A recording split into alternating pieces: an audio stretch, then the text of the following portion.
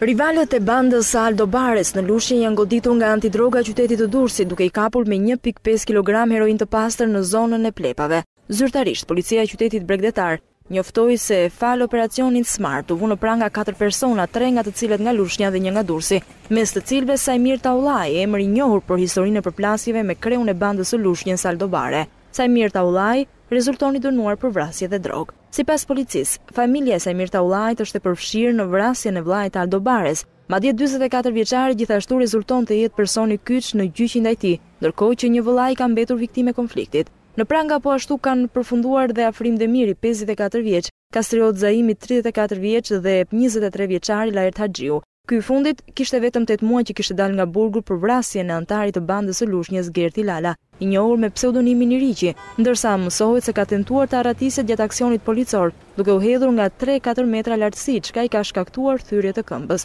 Policia e Durrësit ka zbuluar se destinacioni i drogës së ardhur nga Kosova ishte Italia, ndërsa Shqipëria ishte thjesht vendi tranzit. Trafikantët po udhtonin me 2 makina të ndryshme në momentin e arrestimit, të cilat u sekuestruan, një Audi me targa AA 59 2JE dhe një Smart me targa IOI 2954.